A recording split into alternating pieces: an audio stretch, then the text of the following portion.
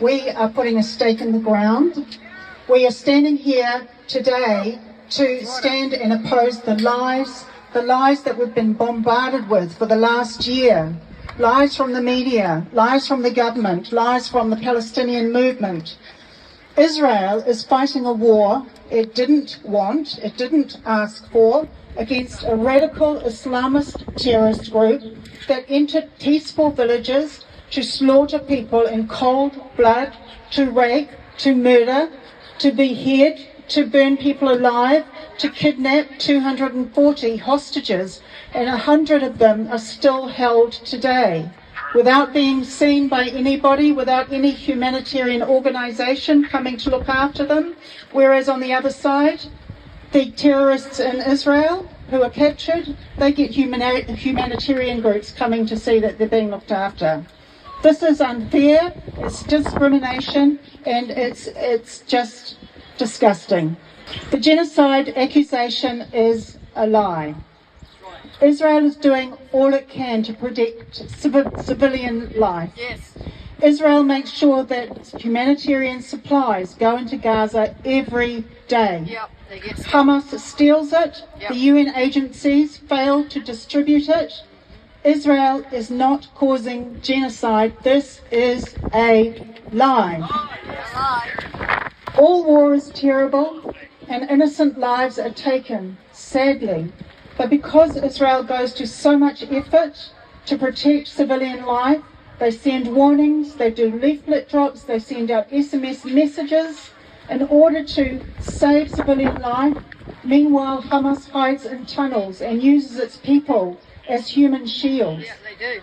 The accusation about genocide is a lie, right. And we must reject it, and we must speak up against it, and we need to keep saying it.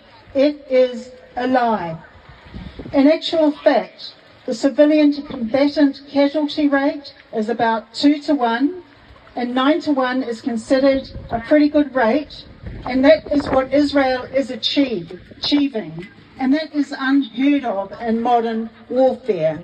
The genocide accusation is a lie.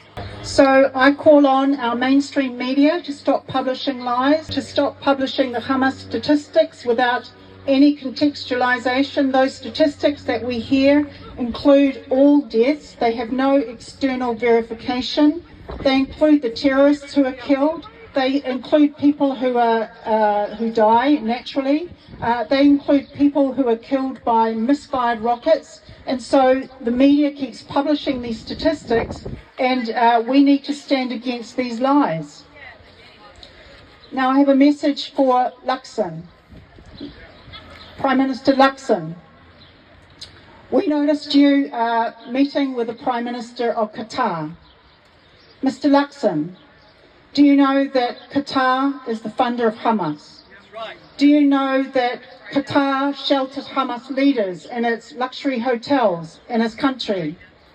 Do you know that Qatar funds universities in America that have turned into hotbeds of Palestinian activism and anti-Semitism? Mr. Luxon, why are you cuddling up to Qatar? Yeah. Wake up. Wake up. Wake up. And Winston Peters, why do you continue to vote against Israel at the UN? Right. Well, this latest one means that Israelis, Jews, will have to leave from their ancient homeland in the next year, that they have to depart from the area where their most sacred sites are, Hakotel, the Wailing Wall, the Jewish Quarter. This latest resolution, UN resolution, means that Israelis and Jews have to withdraw from the heartland of their indigenous land. And I want to say that Jews are the indigenous people of Israel. And that is why we have established the Indigenous Embassy of Jerusalem to give a platform for Indigenous voices like ours who recognise Israel, who recognise that Jews are the indigenous people of that land.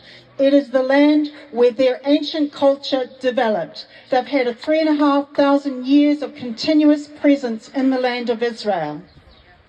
This is the land where they developed their language, their culture, their religious practices, and even though they were expelled from their land 2,000 years ago, they maintained those practices all through those thousands of years in the diaspora, praying daily to Jerusalem and praying every year, next year in Jerusalem.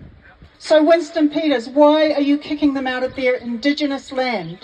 Luxon, why are you standing with Qatar against Israel?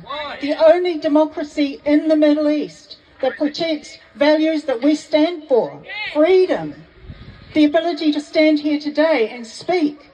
So we call on our leaders to turn away from this dark path that you are leading our country down. I just want to conclude by thanking you all again for coming today and to say kia kaha, be strong, be brave, keep standing, keep speaking, and keep standing against the lies. Kia ora.